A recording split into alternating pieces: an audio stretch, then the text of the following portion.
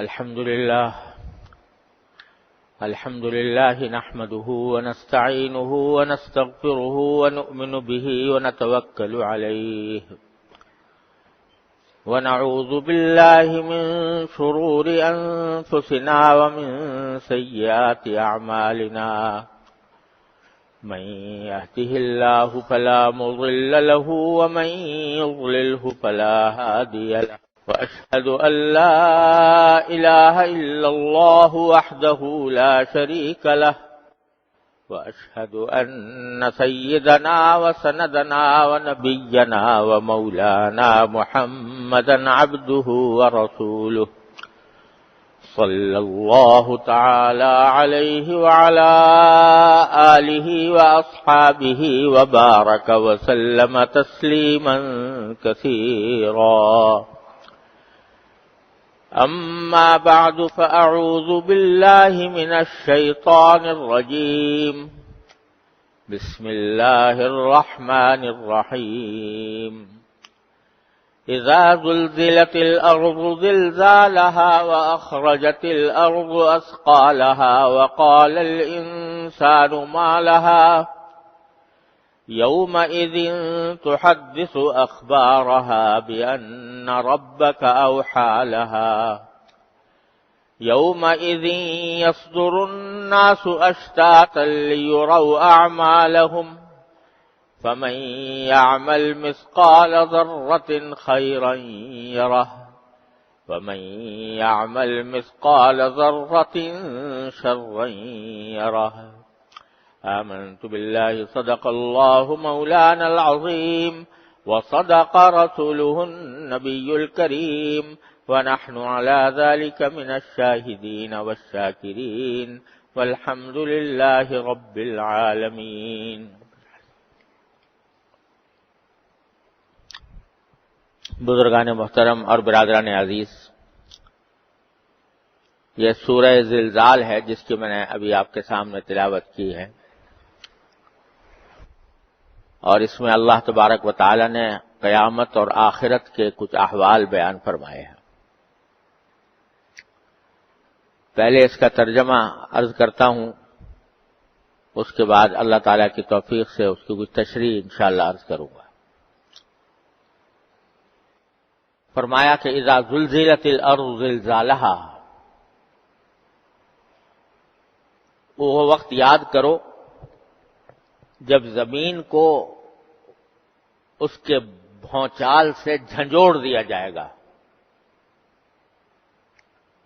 وَأَخْرَجَتِ الْأَرْضُ أَثْقَالَهَا، اور زمین اپنے سارے بوجھ باہر نکال دے گی۔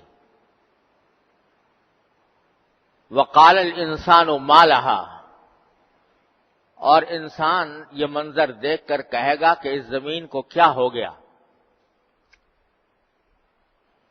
یومئذ تحدث اخبارها، اس دن یہ زمین اپنی ساری خبروں کے بارے میں، سارے واقعات کے بارے میں بول دے گی۔ بِأَنَّ رَبَّكَ أَوْحَى لَهَا، کیونکہ اللہ تبارک و تعالی نے اس کو اسی بات کا حکم دیا ہوگا۔ یومئذ یصدر الناس اشتاتا، اس دن لوگ واپس جائیں گے مختلف ٹولیوں میں، تاکہ لیروا اعمالہم، تاکہ ان کو ان کے اعمال دکھا دیے جائیں۔ فمن یعمل مثقال ذرۃ خیرا یرہ، تو جس شخص نے کوئی ذرے کے برابر کوئی نیکی کی ہوگی وہ بھی اس کو دیکھ لے گا۔ وَمَن يَعْمَلْ مِثْقَالَ ذَرَّةٍ شَرًّا يَرَهُ، اور جس شخص نے کہ ذرے کے برابر کوئی برائی کی ہوگی وہ بھی اس کو دیکھ لے گا۔ یہ ہے اس سورت مبارکہ کا ترجمہ۔ یہ وقت جس کا ذکر قرآن کریم نے فرمایا وہ یہ کہ اذا زلزلت الارض زلزالها، جب زمین کو اس کے بھونچال سے جھنجھوڑ دیا جائے گا، یعنی زمین لرز اٹھے گی، اس میں زلزلہ آ جائے گا۔ حدیث کی روایتوں سے معلوم ہوتا ہے کہ قیامت میں دو قسم کے زلزلے ہوں گے۔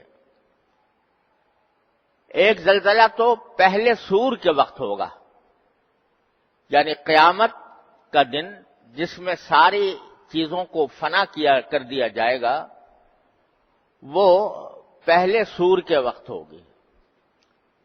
حضرت اسرافیل علیہ السلام سور پھونکیں گے اور اس سور کی آواز رفتہ رفتہ رفتہ رفتہ بڑھتی چلی جائے گی۔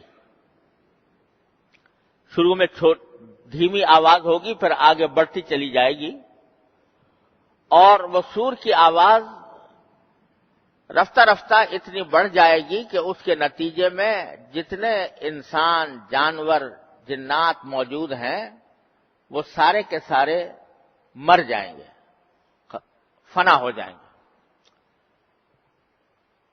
اس وقت زمین میں ایک زلزلہ آئے گا، اور اس زلزلے کی وجہ سے لوگوں کے اوپر ایک ہیبت طاری ہوگی، اور ہیبت طاری ہونے کے بعد ان کے کلیجے پھٹ جائیں گے اور پھر بالآخر ختم ہو جائیں گے۔ یہ قیامت کے دن جس میں دنیا کی ساری زندگی کا اختتام ہونا ہے، یہ ایک زلزلہ اس وقت ہوگا۔ اس کے بعد جب سارے لوگ مر گئے، کوئی زمین پر باقی زندہ نہ بچا، نہ انسان، نہ جانور، نہ جنات میں سے کوئی، یہاں تک کہ بعض روایات سے معلوم ہوتا ہے کہ جو فرشتے ہیں ان کے اوپر بھی ایک موت طاری ہو جائے گی، اور سوائے اللہ جل جلالہ کے کائنات میں کوئی نہیں ہوگا۔ ایک وقت اس طرح گزرے گا، اس کے بعد پھر اللہ تبارک و تعالی کی جب مشیت ہوگی تو دوسری زندگی کا عالم شروع ہوگا، اور اس کے شروع کرنے کے لیے سب سے پہلے فرشتوں کو دوبارہ وجود میں لایا جائے گا، اور اس وقت حضرت اسرافیل علیہ السلام دوسرا سور پھونکیں گے۔ وہ دوسرا سور مردوں کو زندہ کرنے کے لیے ہوگا۔ اللہ تبارک و تعالی کی قدرت میں ہے کہ مردے کو زندہ کر دیں، تو جتنے مردے مر چکے تھے ان کو پھر دوبارہ زندہ کیا جائے گا نفخہ سور کے ذریعے، نفخہ ثانیہ کے ذریعے، حضرت اسرافیل علیہ السلام۔ اس سور کی آواز سے مردے زندہ ہوں گے۔ یہ جو بیان آ رہا ہے زلزلے کا، وہ یہ دوسرے سور کے بعد کا ہے، یعنی اذا زلزلت الارض زلزالہا، جب زمین کو بھونچال سے جھنجھوڑ دیا جائے گا، یعنی دوسرا زلزلہ آئے گا۔ اور دوسرے زلزلے کا عالم یہ ہوگا کہ لوگ قبروں سے نکل رہے ہوں گے، اور اس وقت میں زمین پہ ایک زلزلہ محسوس ہوگا، اور اس زلزلے کے نتیجے میں قرآن کریم نے فرمایا کہ زمین اپنے سارے بوجھ باہر نکال دے گی۔ کیا معنی؟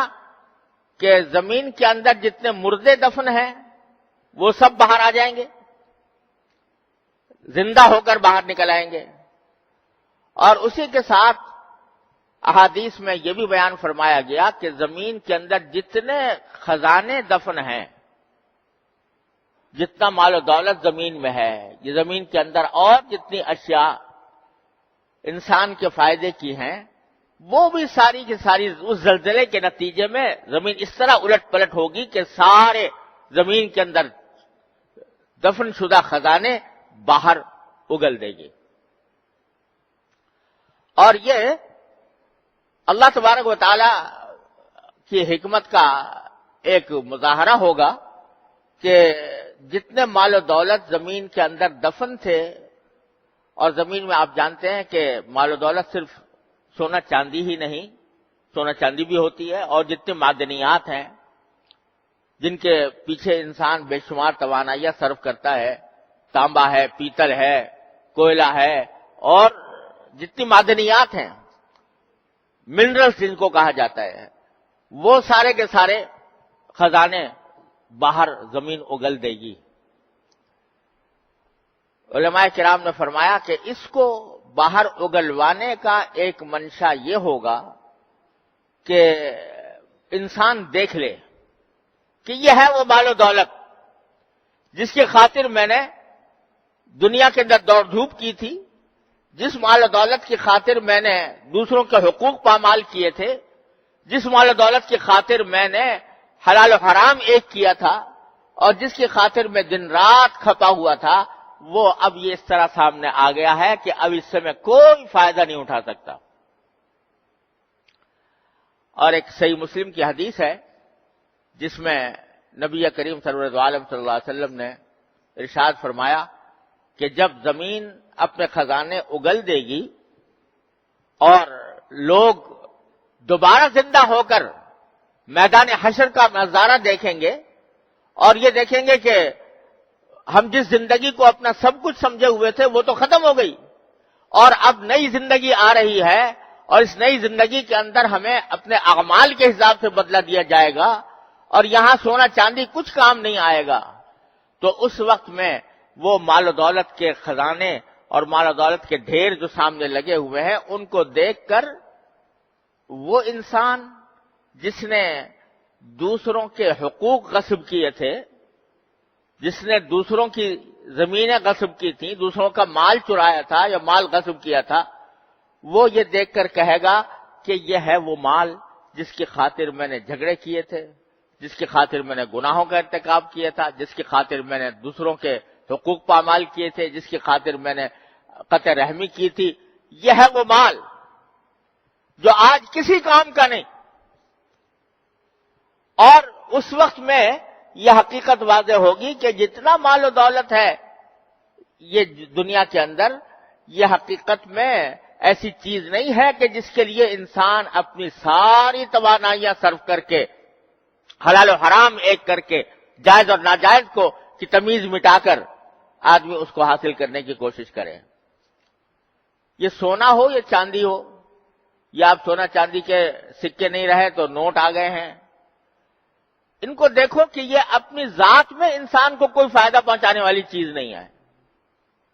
اگر فرض کرو کہ ایک آدمی جنگل میں ہے اور اس جنگل کے اندر نہ کوئی دکان ہے، نہ کوئی بازار ہے، نہ کچھ ہے، اور جیب میں اس کے نوٹ بھرے ہوئے ہیں اور بھوک لگی ہوئی ہے اور کھانا چاہتا ہے، تو ان نوٹوں کو کھا کر اپنی بھوک نہیں مٹا سکتا۔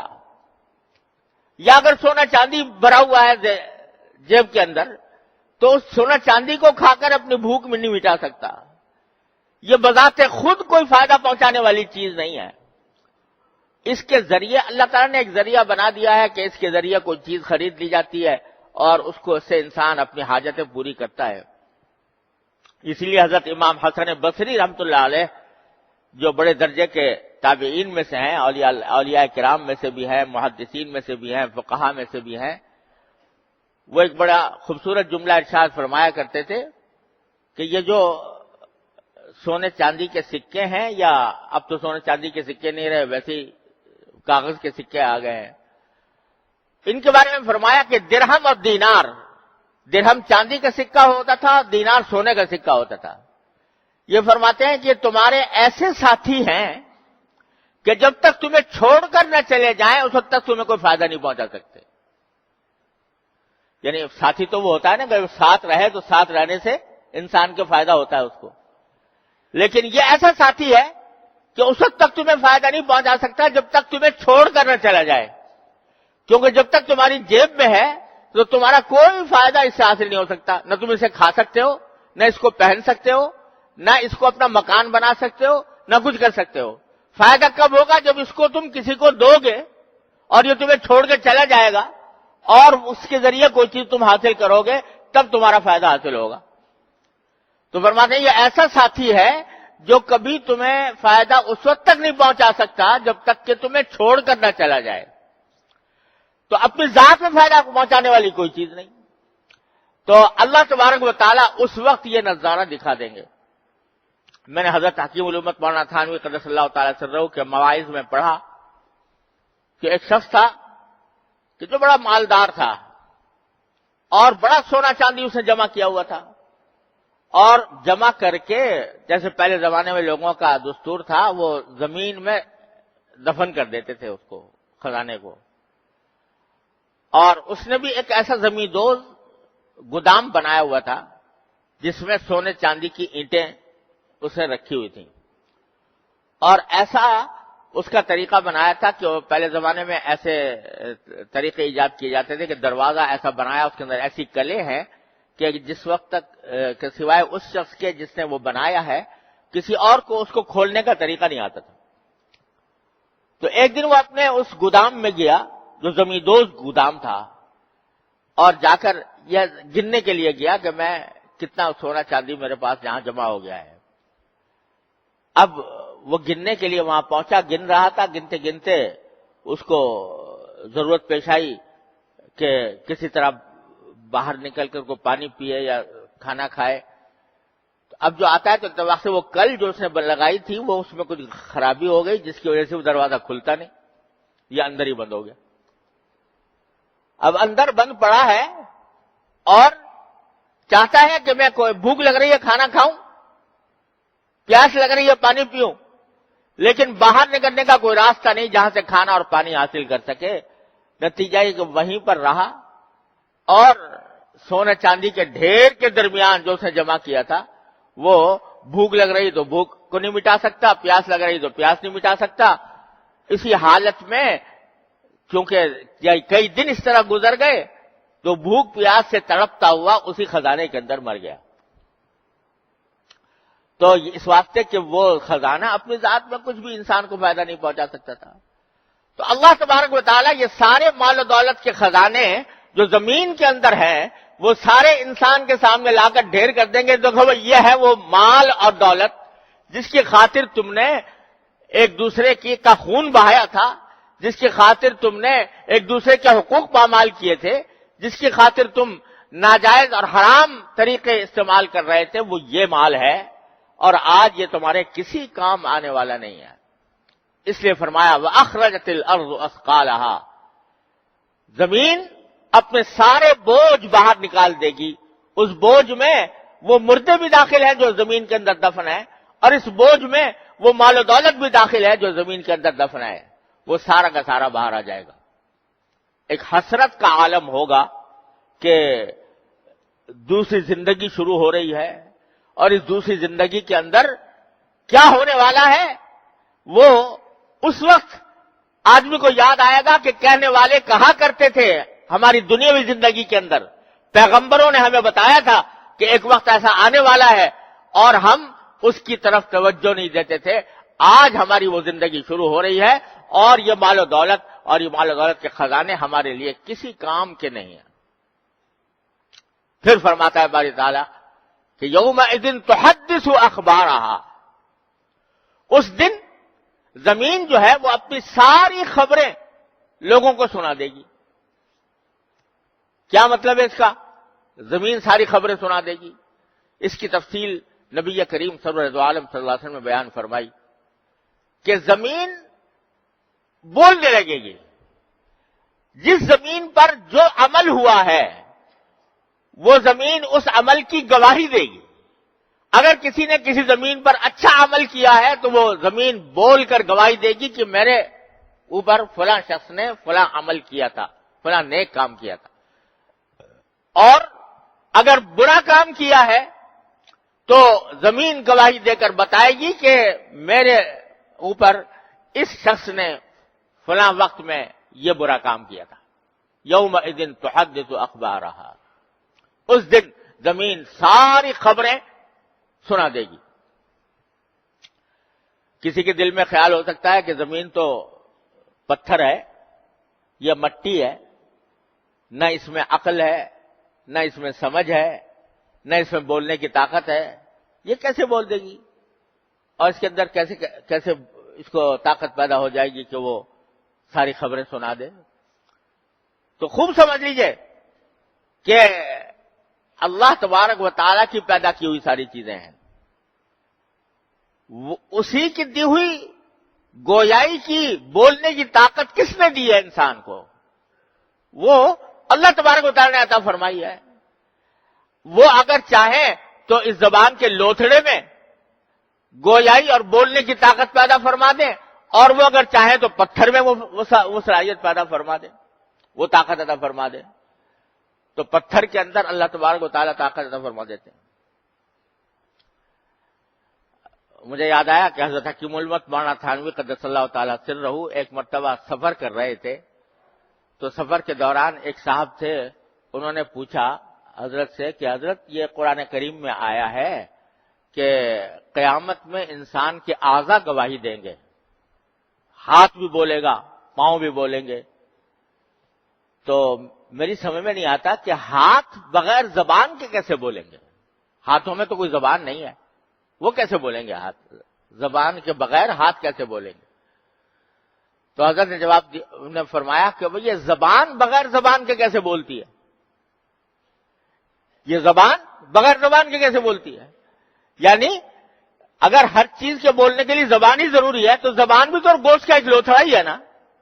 یہ بغیر زبان کے کیسے بول رہی ہے؟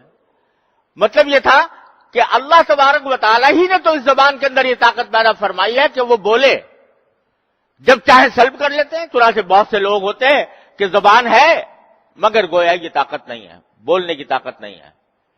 تو وہ اگر چاہیں تو زبان کے اندر جب یہ صلاحیت پیدا فرما دی ہے تو وہ چاہے تو ہاتھ میں پیدا فرما دے، وہ چاہے تو پاؤں میں پیدا فرما دے، اور ہاتھ اور پاؤں تو چھوڑ دو، پتھر میں پیدا فرما دے، پتھر بھی بول اٹھے.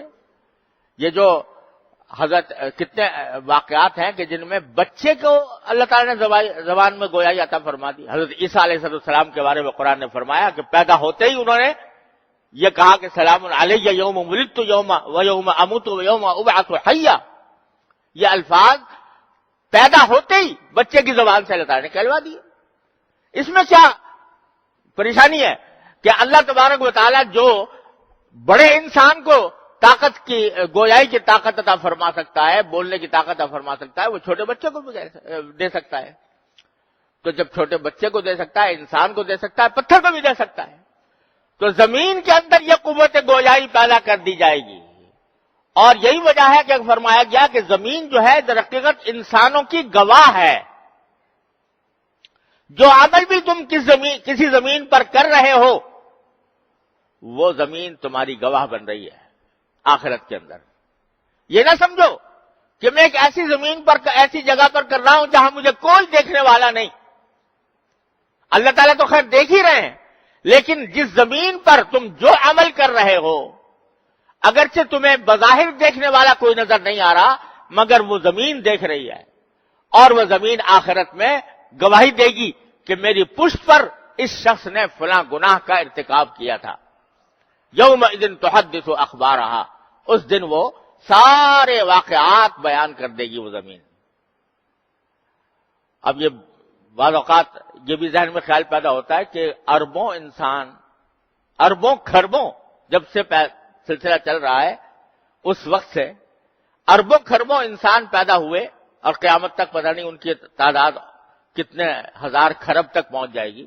لیکن ان سب میں سے ہر ایک کے عمل کے بارے میں زمین گواہی کیسے دے گی؟ ایک زمین کا ٹکڑا ہے، یہ یہاں پر 1 گز کا ٹکڑا ہے، اس کے اوپر اس کروڑوں سال کے دوران کس شخص نے کیا کام کیا تھا، وہ کتنا بڑی داستان ہوگی اس کی، اور وہ کس طرح ہر ایک کو بتائے گی. یہ بھی ذہن میں خیال پیدا ہوتا ہے. لیکن خوب سمجھ لیجئے کہ اللہ تبارک و تعالی نے جو آخرت کا عالم بنایا ہے وہ دنیا کے عالم سے مختلف ہے. اسی لیے قرآن کریم میں فرمایا ان یوما عند ربک کالف سنۃ مما تعدون، تمہارے پروردگار کے نزدیک ایک دن جو ہے وہ 1000 سال کے برابر ہے.